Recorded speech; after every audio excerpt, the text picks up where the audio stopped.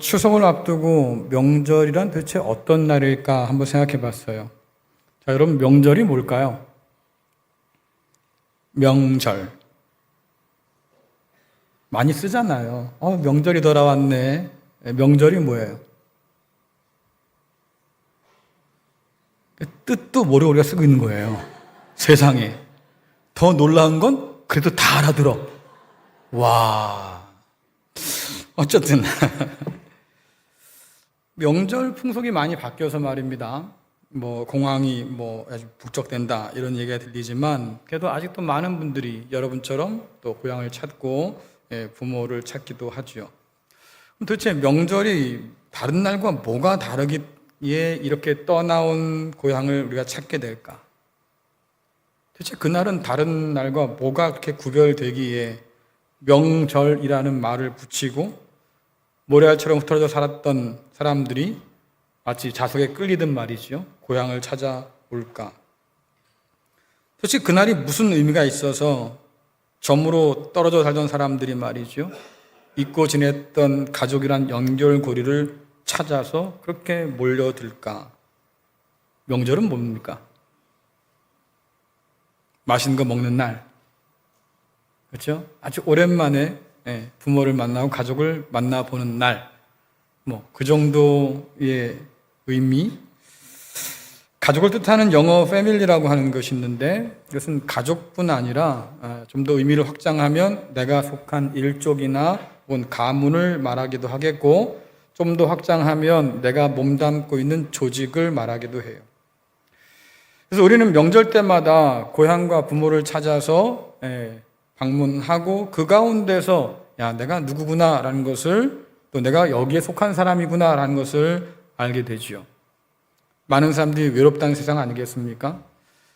우리가 바쁘게 살면서 세상이 나를 부르는 이름들은 다 그럴 거예요. 아무개 씨, 아무개 씨. 근데 고향을 가면 이름이 바뀌어요. 그렇잖아요. 누구 아들, 누구 딸이라며 관계 속에서 내가 누군지를 알게 되잖아요. 마찬가지겠다. 오늘 우리가 읽은 말씀, 이 말씀도 우리가 도대체 누구냐라고 하는 것을 바울이 다시 한번 확인시켜주는 말씀처럼 들립니다. 바울은 일면식도 없는 로마 교회에 편지를 써 보내면서 굉장히 사랑이 가득한 인사를 함께 보내죠.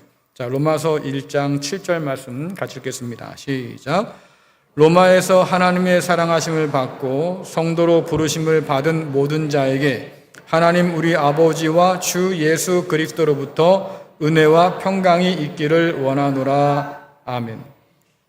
바울은 로마 교회의 그리스도인들 향해서 하나님의 사랑을 받은 사람 혹은 성도로 부르심을 받은 모든 사람이라고 얘기하면서 하나님과 주님의 평강과 은혜가 함께하게 빕니다 하고 편지를 보냈어요. 만나본 적도 없는 사람이지만 바울은 인정하고 믿고 있는 거죠. 당신들도 나처럼 그리스도 예수 안에서 하나님의 부르심을 받은 사람들이군요 라고 하는 거예요. 그래서 바울은 하나님께서 그리스도 예수를 통해서 우리를 불러주셨는데 그런 우리에게 어떤 일이 일어났을까를 지금 이야기해 주고 있습니다. 자신을 왕이신 예수님의 노예 혹은 예수 그리스도의 종이라고 소개한 바울은 이방인에게 하나님의 복음을 전하는 사도로 사명을 받은 사람이죠. 제가 볼 때는 하나님의 선택이 참 탁월해서 정말로 사람 잘 고르셨구나 생각이 드는데 왜냐하면 지난주 살펴본 것처럼 바울은 유대적 배경을 가지기도 했고 헬라적 배경을 가지고 있는 사람이에요. 여러분들 통역을 하는 사람도 있지 않습니까? 혹은 번역을 하는 사람도 있잖아요.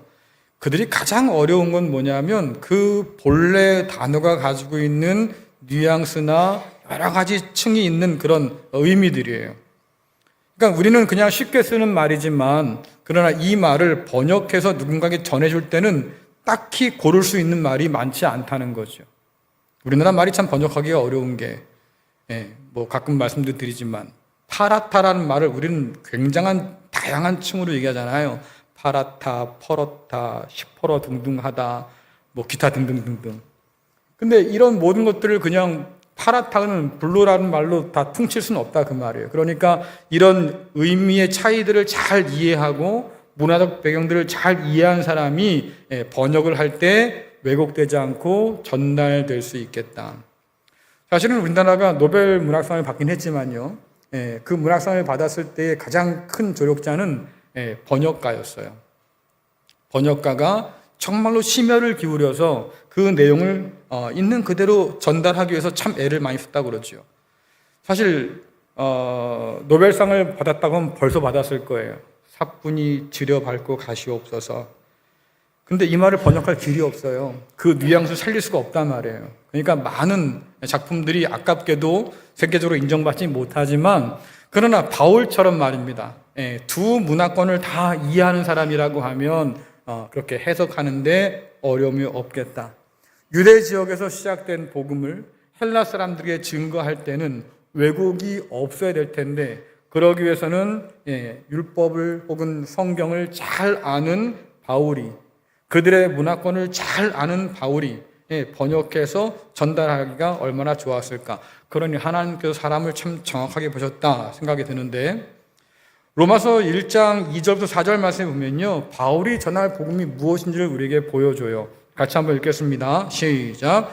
이 복음은 하나님이 선지자들을 통하여 그의 아들에 관하여 성경에 미리 약속하신 것이라.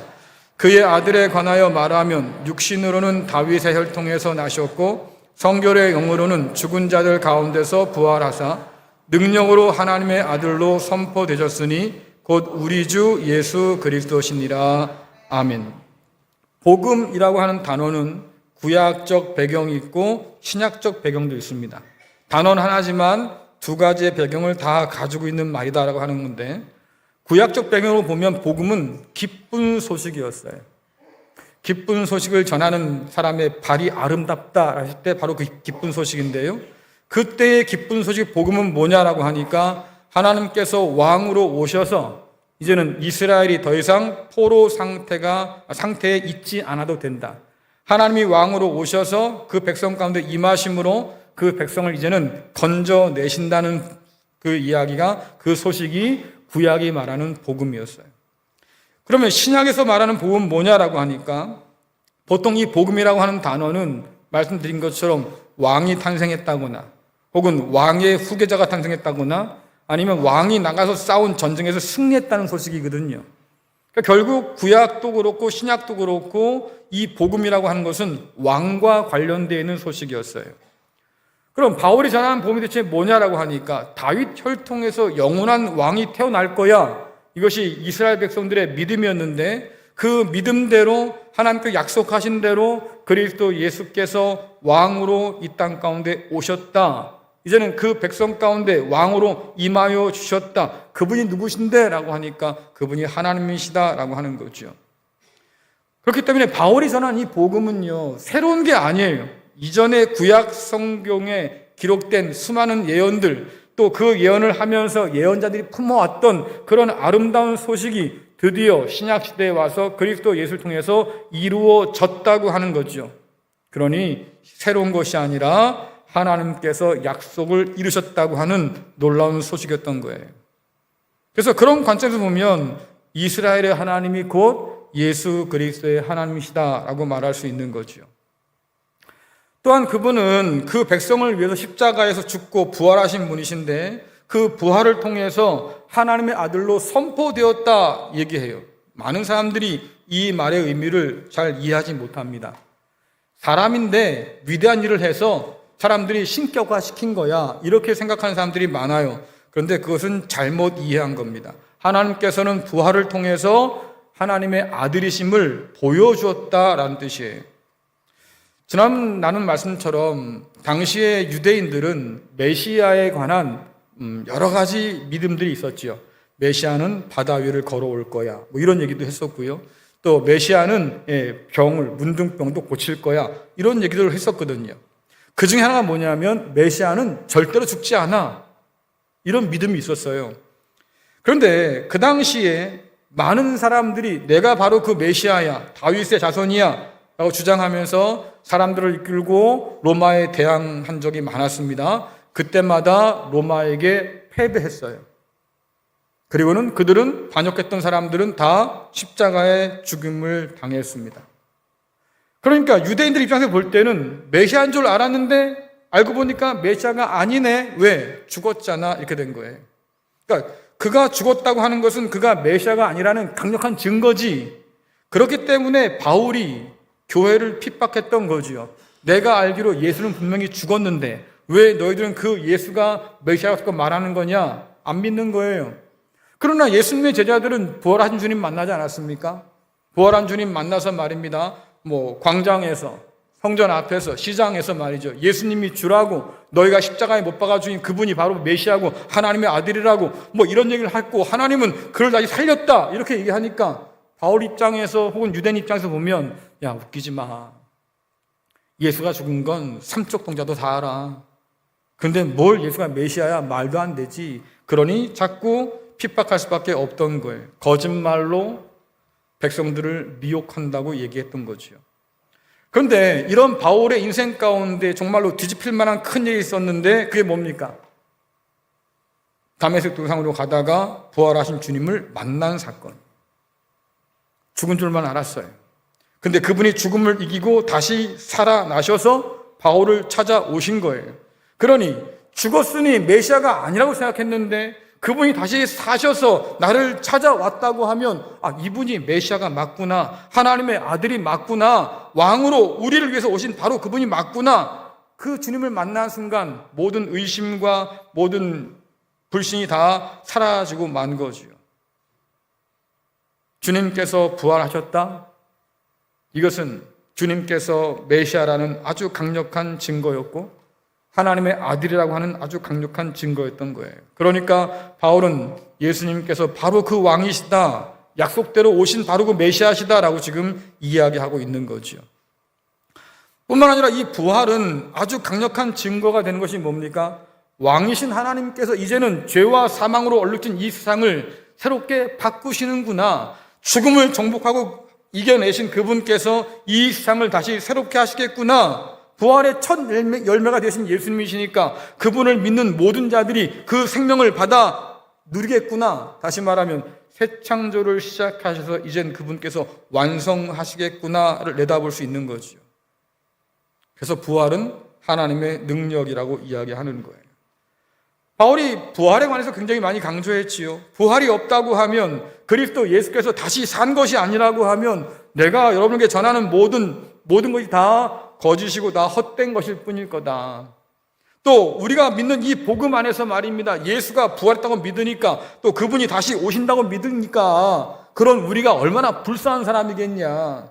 하지만 이걸 뒤집어 말하면 하지만 예수님께서 다시 사셨으니 그를 믿는 우리는 가장 행복한 사람이 될 수 있고 예수님께서 다시 사셨으니 결국 하나님의 나라가 이 땅 가운데 이루어질 날이 멀지 않았고 예수께서 다시 사셨으니까 우리도 다시 그분과 함께 부활하겠다. 이것이 우리에게 소망이 될 수 있다고 하는 거예요. 뿐만 아니라 이 부활은 하나의 증거가 될 수 있는데 어떤 증거입니까? 우리 주님께서 하나님을 그렇게 신뢰하시고 순종하셨구나. 그래서 하나님께서 그 아들을 죽은 자 가운데서 다시 살려내셨구나. 여러분들, 유대인들이 예수님을 왜 죽였습니까? 신성 모독자라고 판결을 내렸잖아요. 불법이긴 하지만 어쨌든 그 죄목으로 예수님은 죽임을 당했어요. 근데 하나님께서 예수님을 다시 살리셔서 뭐라고 그럽니까? 신성 모독자가 아니라 하나님의 아들, 내 아들이야 증거해 주셨어요. 로마에게 넘겨서 말입니다. 로마 재판정에서 예수님은 반역자, 로마 황제에 대해서 반역한 자로 낙인 찍혀서 십자가에 못 박아 죽였습니다. 그런데 하나님께서 그를 다시 살리셔서 만왕의 왕이라고 분명히 보여주셨고 그를 높이셔서 세상의 모든 이름이 그분 앞에 무릎 꿇도록 만들어 주셨어요.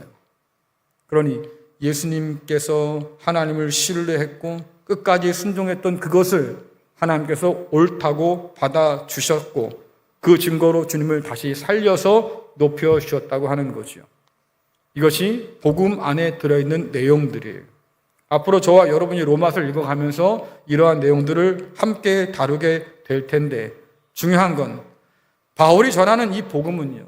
단순히 이 사실을 설명하기 위해서 선포하는 것이 아니에요. 예수님께서 이 땅에 왕으로 오셨다. 우리를 위해서 죽임을 당하셨다. 부활하셔서 우리를 다시 구원하시고 말입니다. 하나님의 새 일들을 가져다 오실 거다. 뭐 이런 거 얘기하려고, 이런 사실들을 우리에게 가르쳐주려고 복음을 선포하는 게 아니란 말이죠. 그럼 정말로 복음은 뭐냐라고 하니까 그 주님이 오늘 우리 주 예수 그리스도다라고 얘기하고 싶은 거예요. 여러분 생각해 보세요. 주 예수 그리스도와 우리 주 예수 그리스도 뭐가 다릅니까? 네? 주 예수 그리스도와 우리 주 예수 그리스도는 뭐가 달라요?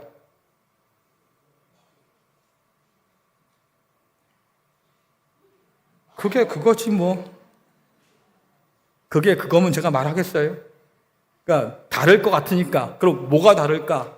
생각해 보세요. 주 예수 그리스도와 우리 주 예수 그리스도 뭐가 달라요? 예? 우리가 붙었어요. 그러니까 우리가 붙으면 뭐가 달라지냐고. 예?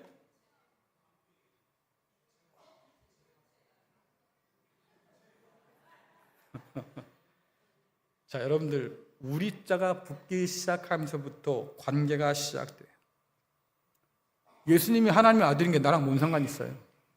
그렇잖아요. 그분이 왕이라고 내가 뭔 상관 있어요? 근데 그분이 내 왕이고 우리 주님이고 우리의 예수 그리스도라고 하면 이게 달라지죠. 나와의 관계가 시작됐어요. 다시 말하면 우리라고 하는 이 단어는 주님과 내가 보통 사이가 아니라는 걸 보여주는 거예요. 우린 굉장히 친밀한 관계구나. 그런데 주님께서 이것을 요한복음에서 뭐라고 말씀하시냐면 내가 내 안에 있고 내가 내 안에 있다. 연합의 관계로 말씀하셔요. 바울은 또 뭐라고 표현합니까? 예수 그리스도 안에 우리가 있다는 표현으로 이것을 이야기하지요. 다시 말하면 주님과의 관계가 시작되었고 이 관계는 그저 주님과 잘 지낸 것으로 끝나지 않습니다. 바울이 말한 것처럼 하나님께서 그 아들을 통해서 우리와 화해하셨다고 하니까 하나님과의 관계도 새롭게 이어지기 시작합니다. 그래서 예수 그리스도께서 우리의 주가 되심으로 우리가 얻을 수 있는 것이 뭐냐라고 하니까 하나님께서 우리의 아버지가 되신다고 하는 거예요. 아까 말씀드렸죠. 우리의 존재는 개별적으로 파편적으로 있지 않습니다.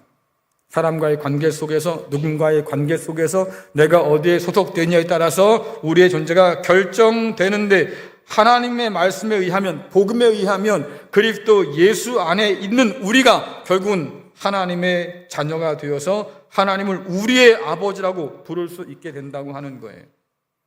이것은 요한의 말씀대로 말입니다. 사람이 바래서 혹은 어떤 행위가 멋져서 그래서 내가 얻은 것이 아니라 그 말이죠. 하나님의 정하신 뜻과 부르심에 의해서 우리에게 값없이 주어진 것이라고 얘기하죠. 그래서 은혜라고 말하는데 자, 요한복음 1장 12절 13절 쉬운 성경으로 한번 읽어보겠습니다. 시작. 그러나 누구든지 그분을 영접하는 사람들, 그분의 이름을 믿는 사람들에게는 하나님의 자녀가 되는 자격을 주셨습니다. 좋은 가문에 태어난 사람들만 하나님의 자녀가 되는 것이 아닙니다. 또한 어떤 사람들의 계획이나 바람에 의해서 그리고 그들의 조상으로 말미암아 하나님의 자녀가 된 것도 아닙니다.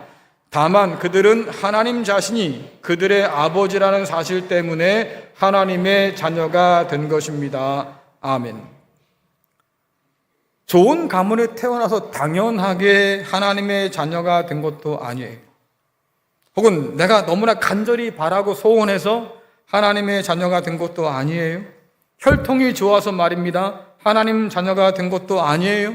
아니면 아주 세심한 계획을 세워서 마치 내 집 마련의 꿈을 이루기 위해서 말입니다. 대출을 계획하고 그리고 저축을 계획해서 말입니다. 몇 년 상환하면 내 집이 생기겠지. 그래서 아주 치밀하게 몇 년 동안 벌고 갚아서 말이죠. 드디어 내 집이 생겼다. 뭐 이렇게 성취할 수 있는 일도 아니다 그 말이에요.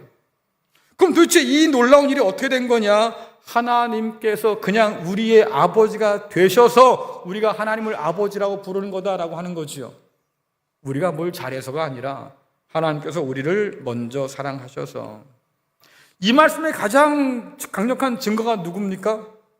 바울이에요. 바울은 어떤 사람이에요? 죄인의 괴수였지요. 하나님을 향해서 열심을 갖고 있던 사람이긴 했지만 그 열심으로 하는 일이 뭐였습니까? 하나님의 원수로 행하는 일이었어요. 교회를 핍박하고 주님을 핍박하고 복음을 방해했던 바로 그 사람.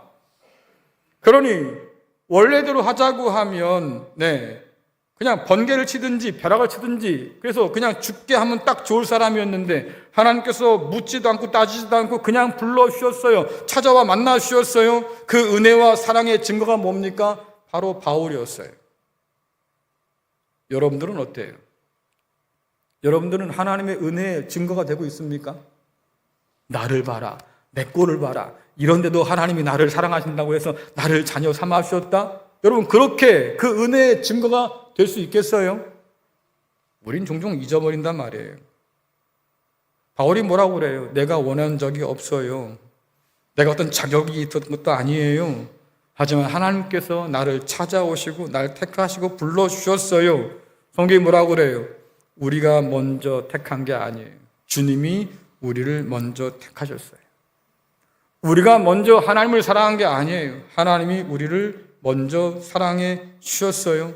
원수이고 죄인이고 경건치 않은 우리인데도 불구하고 하나님께서 우리를 택하여 부르셨습니다. 그리스도 예수 안에서 우리를 불러주셔서 우리가 사랑받는 자녀가 되게 하셨고 비로소 우리가 하나님을 아바, 아버지, 우리 아빠야 라고 부를 수 있는 놀라운 권세를 허락해 주셨다고 하는 거예요. 여러분, 로마서 1장 5절 한번 읽어볼까요? 시작. 그로 말미암아 우리가 은혜와 사도의 직분을 받아 그의 이름을 위하여 모든 이방인 중에서 믿어 순종하게 하나니. 아멘. 그래요. 사도의 직분을 받았어요. 하나님께서 값없이 불러주셔서 용서하시고 그에게 놀라운 직분을 허락해 주셔서 사도의 직을 받았습니다. 뭐 하라고? 이방 사람에게 네가 받은 그 모든 은혜의 복음을 증거해 주라고.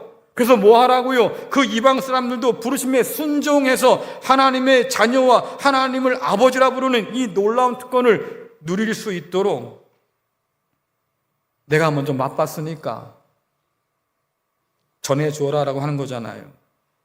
바울은 지금 그 마음 가지고 편지를 쓰고 있는 거예요. 내가 여러분들에게 복음을 전해줄 텐데요, 이 복음을 통해서 여러분도 하나님 자녀됨의 권세를 누리면 좋겠어요? 그 마음 가지고 편지를 쓰고 있는 거죠. 또 그 마음 가지고 복음을 전하기 위해서 애를 쓰고 있는 거고요. 얻어맞기도 많이 맞았고 갇히기도 하고 심지어 앞으로 어떻게 될지 모를 만큼 끔찍한 절망 가운데 처하기도 했지만 바울은 이 은혜 안에서 포기하지 않고 그 사명을 감당하기 위해서 애를 쓰는 사람이었잖아요. 그래서 이 복음 안에 있는 로마 교회 성도들 향해서 뭐라고 그럽니까? 당신은 하나님을 사랑하는 성도 혹은 하나님의 사랑하심을 받아서 성도로 부름받은 자들 그렇게 인정하고 받아주지요. 그리고 결정적으로 그가 뭐라고 그래요? 그래서 여러분들은 그리스도 예수의 것이다 라고 얘기해요. 자, 로마서 1장 6절 같이 읽겠습니다. 시작. 너희도 그들 중에서 예수 그리스도의 것으로 부르심을 받은 자니라. 아멘. 믿지 않는 많은 사람 가운데서 하나님을 모르는 많은 사람 가운데서 복음이 선포되고 너희들이 응답하여서 이제는 너희가 예수 그리스도의 것이 되었다라고 얘기해요. 여러분들, 우리의 정체성은 우리가 누구에게 소속된 것이냐에 따라 달라지죠. 군에 입대하면 군인이에요. 그렇죠? 군청에 취직하면 공무원이죠. 그건 뭐 당연한 거고. 교회에 들어오면, 교회에 등록하면 뭐예요? 그렇죠. 교인이에요. 하지만 성도는 아닐 수도 있다. 여러분, 이건 심각한 문제입니다. 깊이 생각하셔야 돼요. 여러분들의 교적이 우리 교회에 있어요. 누군가 전화로 저한테 물어보면 답할 수 있습니다. 거기 아무개 씨가 집사님으로 계신가요? 가끔 그런 전화가 오긴 해요. 그럼 저희는 확인해서 왜 우리 교회 교인 맞는데요? 라고 얘기하지요. 우리 교회에서 발급해드린 주차 스티커를 붙이고 있는 한 우리 교인 맞아요. 여러분 집에도 교표가 붙을 수 있지요. 가족 신방을 받거나 이사 신방 받았으면 우리 교회 이름이 찍힌 액자도 붙을 수 있을 거예요. 우리 교회 교인인 것을 증명할 수는 있어요. 하지만 여러분들이 성도라고 하는 것은 좀 다른 문제입니다. 성도는 그리스도 예수 안에 있을 때만 가능한 일이에요. 교회를 다녀도 예배를 드려도 찬양을 드려도 우리는 교인이지 성도가 아닐 수 있겠다고 하는 것, 이것은 이미 구약 성경부터 이스라엘 백성에게 하나님이 지적해왔던 그런 일이잖아요. 그러니 우리가 좀 진지할 필요가 있는데, 이스라엘은 자신이 누리는 이 하나님 백성의 특권, 우리가 하나님 백성이야, 이것을 다윗 안에라고 하는 말로 표현합니다. 우린 다윗 안에 있어 이야기는 언약 안에 있다는 말이기도 하겠고, 그래서 우리는 하나님의 백성이야, 이런 말이기도 하지요. 바울은 이와 비슷하게 다윗의 혈통이고 하나님의 아들이신 우리 주 예수 그리스도 안에 우리가 있다고 얘기해요. 그래서 부름받은 유대인과 이방인 모두가 다 그리스도 예수 안에 있어서 그들이 예수 그리스도의 백성이고 주님 것이라고 얘기하는 거예요. 고향을 찾는 사람들이 오랜만에 만나는 가족 안에서 자기의 정체성을 찾는다고 그랬지요. 저 아무개 아들이 왔대. 분명히 내 이름 있다고요. 근데도 사람들은 그래요. 거기 아무개 아들이 왔다는데 손자들과 같이 왔대. 그렇지요. 관계 속에서 내 정체성을 찾아요. 마찬가지로 그리스도인들은 예수 그리스도 안에 있을 때, 그분과의 관계 가운데 놓여 있을 때 우리는 예수 그리스도의 것이라는 증거, 그 정체성이 드러날 수 있다고 하는 거예요. 이 놀라운 사실을 요한계시록에 뭐라고 말합니까? 어린 양이신 예수 그리스도께서 우리를 피로 값주고 사서 하나님께 드렸다. 값주고 샀다고 하는 것 자체가 노예란 뜻입니다. 우리는 노예예요. 주님께서 우리를 노예로 사셨어요, 값주고. 근데 그것을 하나님께 드리셨다고 그러네요. 근데 이 이야기를 바울도 강조하는데 고린도 전도에서 이 얘기를 계속 강조해요. 자, 고린도전서 3장 23절, 6장 19절, 20절 같이 읽겠습니다. 시작. 너희는 그리스도의 것이요 그리스도는 하나님의 것이니라. 너희 몸은 너희가 하나님께로부터 받은 바 너희 가운데 계신 성령의 전인 줄을 알지 못하느냐? 너희는 너희 자신의 것이 아니라 값으로 산 것이 되었으니 그런즉 너희 몸으로 하나님께 영광을 돌리라. 아멘. 너희는 너희 것이 아니다. 값으로 산 것이 되었다. 그 값을 누가 치렀냐 그러니까 주님께서 자기의 생명으로 값을 치렀어요. 하나님께서 그 아들로 값을 치렀어요. 우리가 치러야 할 모든 것들을 대신 하나님께서 다 감당하셨어요. 결국은 뭡니까? 그래서 너희는 그리스도의 것이다. 근데 그리스도께서 하나님의 것이니까 너희는 결국 뭐예요? 하나님의 것이다, 그 말이죠. 그러니까 너희는 너희 것으로 자신을 주장할 수 없다고 하는 거예요. 세상은 우리의 인생의 주인이 우리 자신이라고 가르치죠. 듣다 보면 기분 좋아요. 내 인생 내 거지 뭐 그럼 누구 거겠습니까? 내 인생 내가 사는 거 이거 대신 살아준 것도 아닌데 우린 그렇게 생각하지요. 근데 성경은 뭐라고 그래요? 우리가 우리의 왕이신 예수님의 것이다, 그리스도의 것이다 라고 얘기하잖아요.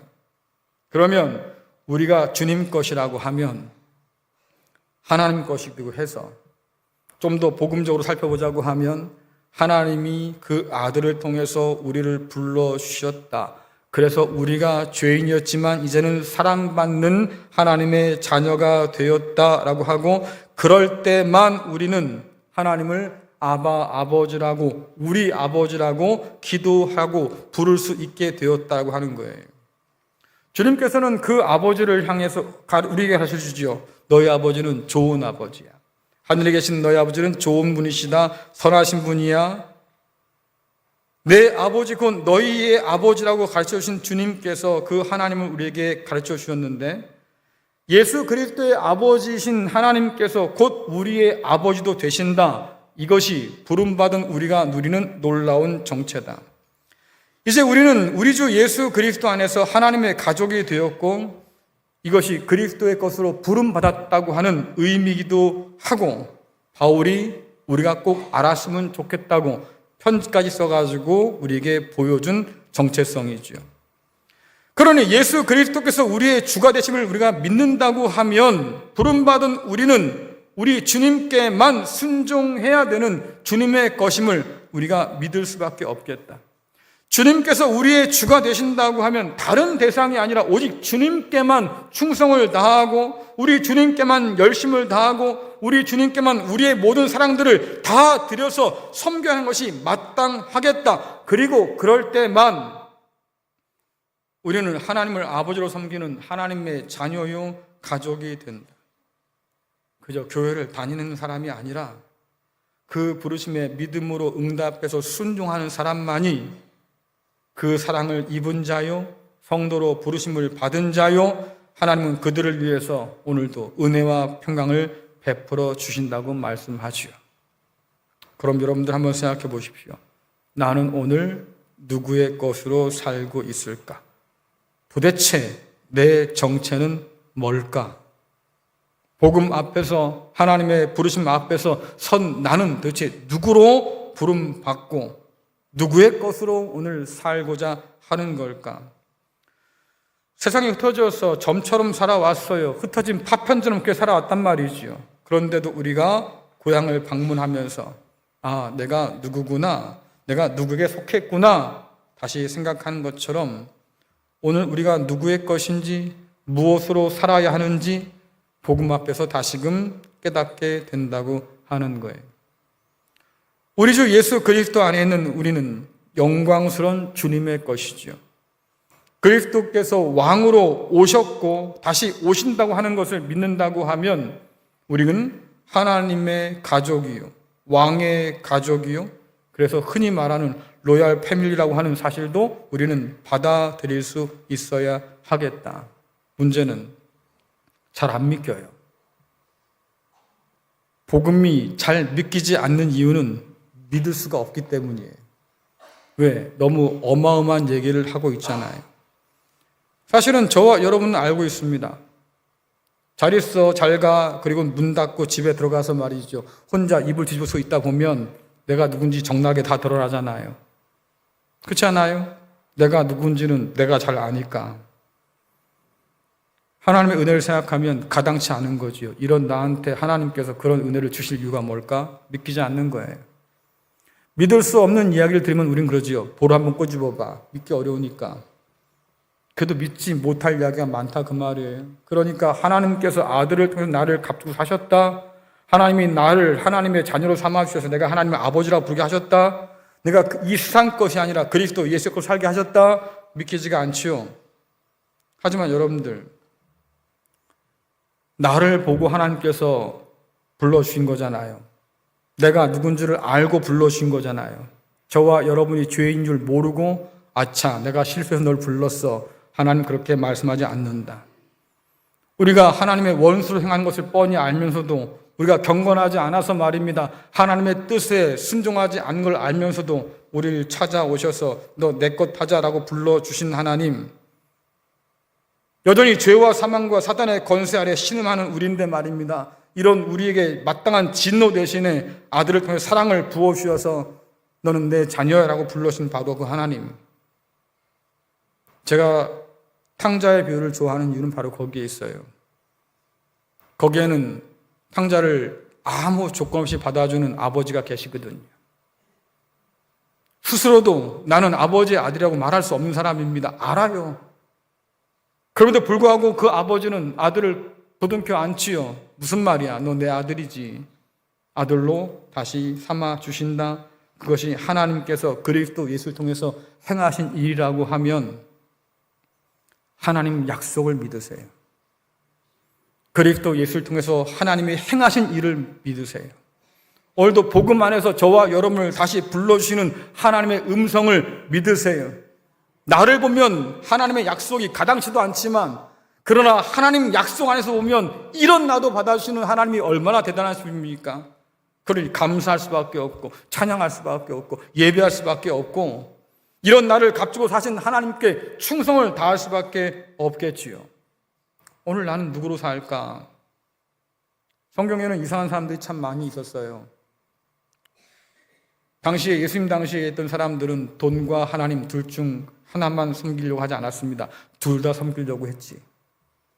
우리가 지난번에 살펴봤던 요한 계시도 그렇지 않습니까? 야, 로마 황제 앞에 절하기도 하고 예수도 믿어. 괜찮아. 하나님도 믿고 우상 앞에 절도 해. 괜찮아. 이것도 믿고 저것도 믿어. 괜찮아. 보험은 많을수록 좋은 거잖아. 마치 그것처럼 그런 유혹 앞에 우린 여전히 서 있다 그 말이지요. 그런데 이런 세상 가운데서 아니, 내가 그리스도 예수의 것이야. 내가 하나님을 아버지라 부를 수 있는 사람이야. 이 어마어마한 은혜를 우리에게 허락해 주셨지요. 그러니 여러분들 이 세상 가운데서 그리스도 예수의 것으로 살아갈 수 있기를 간절히 축원합니다. 하나님의 복된 자녀답게 살아갈 수 있기를 간절히 축원합니다. 그리스도 예수 안에 있는 자에게 하나님께서는 은혜와 평강을 부어주신다고 약속하시니 끝까지 그 믿음 안에서 살아서 하나님의 것으로 그리스도 예수의 것으로 자신을 하나님께 드리는 저와 여러분 될 수 있기를 간절히 축원합니다.